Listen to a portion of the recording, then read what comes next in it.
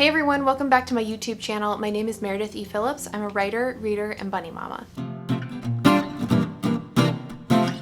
Today I'm going to do a video that I've seen a bunch of other author tubers doing, and I was a little bit scared to do it myself, which is silly, and was the reason I decided to just go ahead and do this, and that is doing the Big Author Dreams video. Lindsay Puckett is the one who got this started. I'll link her channel and her video below. She's awesome, and you should definitely check out her video. There's a bunch of other people who have done it too. I'll see if I can find a few and link those as well. But the premise of the video is just sharing all of the big and wild and crazy dreams you have as a writer. What would you like to happen one day in your writing career? And for some reason, I loved watching these videos. I loved watching other people talk about their big dreams, but the idea of sharing my big dreams and admitting to myself that they are big dreams was scary. I don't know why, but one of the things on my encouragement board is a little postcard that says, say your big dreams out loud. So I kept seeing that and being like, you just need to do the video because you have big dreams. Everybody does, and I don't know why it's so hard to like admit to them. That seems strange, but here I am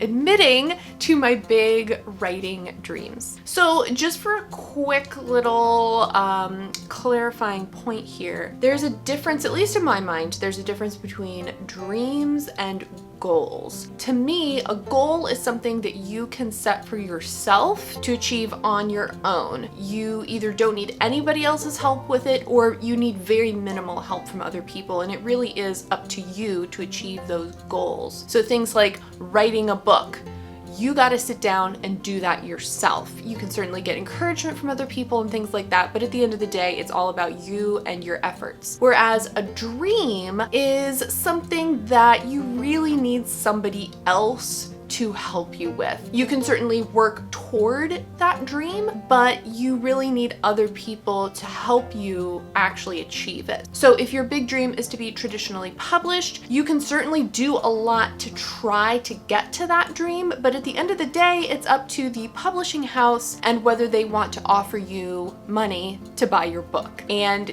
you really can't force a publishing house to do that. That, in my mind, is the difference between goals and dreams. So let's go ahead and get into my top 10 writing, author, career type dreams. I'm gonna try to start with sort of the smaller dreams, or the ones that you would maybe get to first and then build up to sort of the bigger, maybe slightly unrealistic dreams. But you know what? They've happened for other people, so they could happen for me too, she said, trying to convince herself.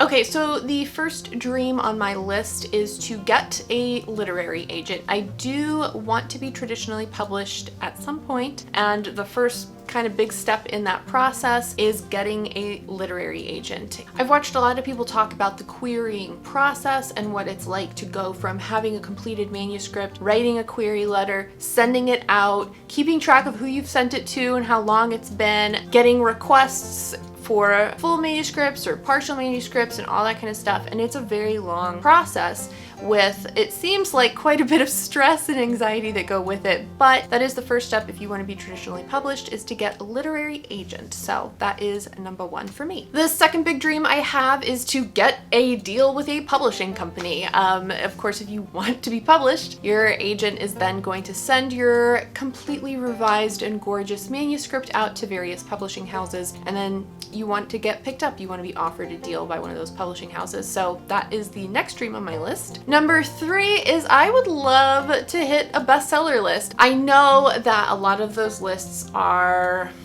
curated in specific ways. It's not necessarily just about the sales. There's other things that go into it too. And I know that hitting a list is not the be all end all of a publishing career, but I don't think there's a writer out there that wouldn't love to hit the New York Times bestseller list, the USA Today bestseller list, other bestseller lists that are out there. It would be really cool to see your book on top of one of those lists, or at least on the list somewhere. I don't know if I need to be number 1, but just somewhere on one of those lists would be pretty cool. The next big dream on my list is to see my book on the shelf at like Barnes & Noble or Target or another bookseller like that. Just seeing my book in print in a store where other people can buy it and seeing like my name on the cover, I think would be super cool. The next big dream on my list is to get a multi-book deal with a publisher. The idea of signing on to write 2, 3, 4 or more books for a publisher is awesome, and I would really love to be able to get that one day. The next one on my list is to earn out my advance. This is a pretty big dream in a lot of ways. There are people who have hit the New York Times bestseller list who have not earned out their advances. Basically what that means is when you get an offer from a publishing company, they're going to offer you a certain amount of money to purchase your book from you, right? And then they're going to go and they're going to try to sell it so that they can make back that money and then get money on top of it. If you as the author